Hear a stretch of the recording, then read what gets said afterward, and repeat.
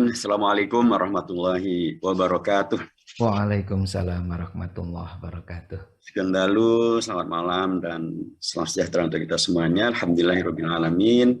Wassalatu wassalamu ala qaidina wa qudwatina Muhammadin asyrafil anbiya'i wal mursalin wa ala alihi wa sahbihi wa man tabi'ahum bi ihsanin ila yaumiddin. Wa qala Allah azza wa jalla fil kitabil aziz, a'udzu billahi minasyaitonir rajim. Wa basyiris sabirin alladzina idza asabathum musibah qalu inna lillahi wa inna ilaihi raji'un ulaika alaihim salawatum mir rabbihim rahmah wa ulaika humul muhtadun. Wa qala Rasulullah sallallahu alaihi wasallam uzkuru mahasina mautakum wa kuffu an masawiihim. Rawahu Imam Abu Dawud wa Tirmidzi wal Hakim wa Tabrani wa ghairuhum. Yang saya hormati keluarga besar dari Buya Profesor Dr. Haji Ahmad Syafi'i Ma'arif MA almarhum rahimahullah rahmatan wasi'ah, dan keluarga besar PP Muhammadiyah dan keluarga besar bangsa Indonesia, para muazzin dan muazziat yang bertakziah pada malam hari ini.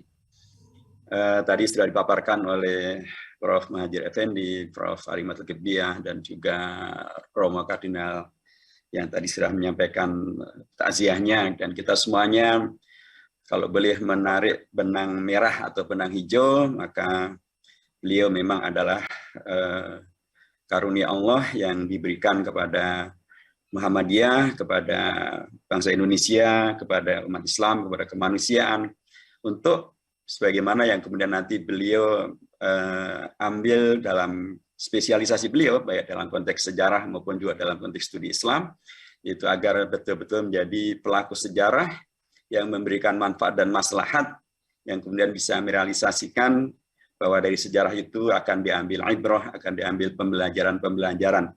Termasuk juga tentang masalah wafatnya beliau. Sebagaimana kalau kita di Muhammadiyah pastilah akrab dengan ungkapan dari Sayyidina Umar bin Khattab ketika beliau mengatakan kafa bil mauti wa'idun ya Umar. Wahai Umar, seorang khalifah Rasulullah SAW yang oleh banyak tokoh sangat dikagumi karena keadilan beliau, karena kesederhanaan beliau, karena keterusterangan beliau. Beliaulah yang membuat cincin khilafah beliau, cincin kepemimpinan beliau dengan ukiran kafa bil mauti wa'idun. Cukuplah kematian itu sebagai pelajaran yang terbaik. Pelajaran yang terbaik karena dengan kematian itu kita memang bisa kemudian mendapatkan begitu banyak pelajaran-pelajaran yang mungkin sebagiannya sudah tertulis, sebagiannya belum tertulis, sebagiannya adalah pengalaman-pengalaman pribadi, seperti yang malam hari ini kita dengarkan dari beberapa tokoh yang tadi telah menyampaikan testimoninya.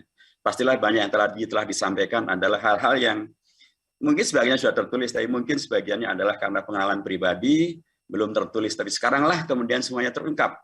Betapa kemuliaan hati, betapa kesungguhan beliau, betapa komitmen, dan sekaligus juga penerimaan terhadap beliau yang luar biasa lintas segala-galanya.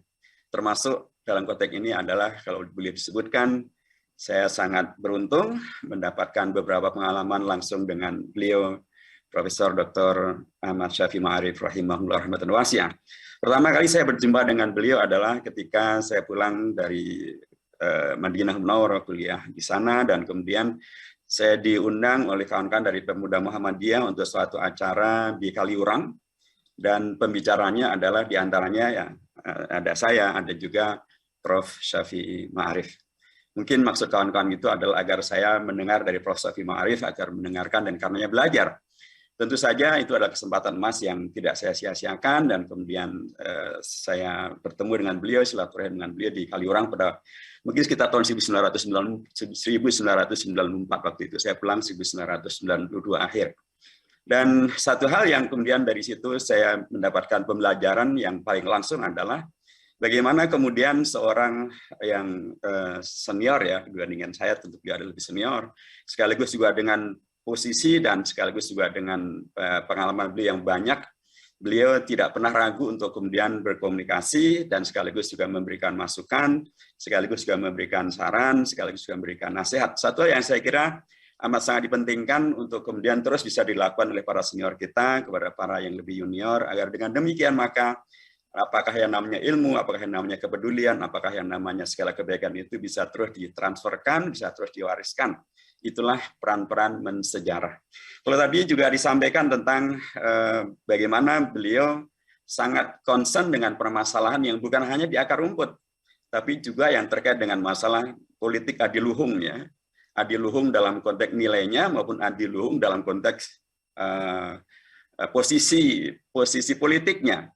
Ketika saya terpilih menjadi ketua MPR tahun 2004, salah satu yang saya ingat adalah bagaimana beliau berkenan untuk memberikan masukan tentang pembentukan kabinet tahun 2024 awal Pak SBY menjadi presiden. Beliau memberikan masukan-masukan yang tentu di situ ada kemaslahatan terbesar, karena posisi daripada kabinet tentulah juga bagian daripada posisi kenegaraan yang akan berdampak kepada kemanusiaan, berdampak kepada relasi antar manusia, termasuk juga berdampak kepada kualitas daripada kabinet itu untuk kemudian bisa menghadirkan apa yang selalu beliau pikirkan tentang hadirnya keadilan, hadirnya kesejahteraan, termasuk yang tadi telah disampaikan oleh Prof. Ali Madul Qibtiyah, bagaimana kemudian betul-betul bisa menghadirkan good dan clean governance sehingga kemudian korupsi bisa dikoreksi. Dan itu berlanjut ketika kemudian kita lihat bagaimana tadi telah disebutkan oleh Prof. Qibtiyah, ya. Bagaimana memang komitmen beliau tentang pemberantasan korupsi itu membuat beliau adalah seorang pelaku sejarah yang amat sangat penting untuk disebutkan. Bagaimana beliau mengkritisi dengan sangat terbuka, ya, terkait dengan posisi dan kondisi korupsi, dan kemudian juga terkait dengan bagaimana kemudian tes wawasan kebangsaan itu justru menghadirkan hal-hal yang sesungguhnya dalam tanda kutip, ya, tidak korelatif dengan apa yang semestinya dilakukan atau diberikan tesnya kepada mereka-mereka yang spesifik terkait dengan masalah korupsi. Sehingga kita melihat bagaimana sikap beliau yang sangat keras itu, dan kemudian salah satu di antaranya mewujud di dalam tulisan beliau yang sangat menarik banyak pihak. Dan sebagaimana tulisan beliau selalu menarik, ya, tapi tulisan ini begitu sangat apa adanya, gitu, ya. Ketika beliau menyebut bahkan dalam judulnya ungkapan yang sangat luar biasa, mentereng di luar, remuk di dalam. Sebuah ungkapan yang menandakan betapa ada nilai-nilai yang dikorupsi di sana. Begitu luar biasa, orang kemudian bisa melakukan sumpah jabatan dan atau laku-laku yang seolah-olah di luar begitu menterengnya, tapi ternyata ketika dirujuk ke dalam ternyata begitu banyak hal yang terkait dengan masalah yang disebut sebagai remuk itu tadi. Tentu saja ketika itu beliau sampaikan adalah bagian dari kelanjutan bagaimana beliau mementingkan tentang akar rumput, tetapi sekaligus juga mementingkan bahwa akar rumput itu akan menjadi betul-betul menjadi bagian yang akan terselamatkan kalau politik kenegaraannya pun juga terselamatkan. Karena dalam konteks sejarah ada dua ungkapan saya kira dalam politik yang amat sangat dikenal. Ada ungkapan memang kama takunu yuwalla alaikum, siapa Anda begitulah pemimpin Anda. Tapi ada juga ungkapan ar-ra'iyatu ala dini mulukihim, rakyat itu mengikuti apa yang menjadi perilaku daripada para pemimpinnya.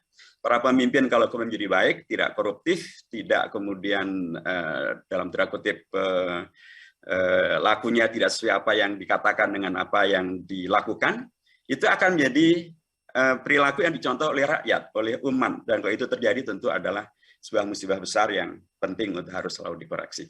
Yang terakhir, saya sangat berterima kasih kepada Buya Syekh Ma'arif yang berkenan untuk menerima saya di rumah beliau. Saya dan beberapa teman waktu itu silaturahim ke rumah beliau, dan karena memang concern beliau terkait dengan pemikiran Islam dan atau sejarah, maka salah satu yang kami bicarakan adalah tentang Pancasila dan korelasinya dengan apa yang sangat populer dalam kajian politik Islam maupun pemikiran Islam, yaitu tentang Piagam Madinah. Dan sering disebut bahwa Pancasila itu adalah Piagam Madinah dalam konteks Indonesia.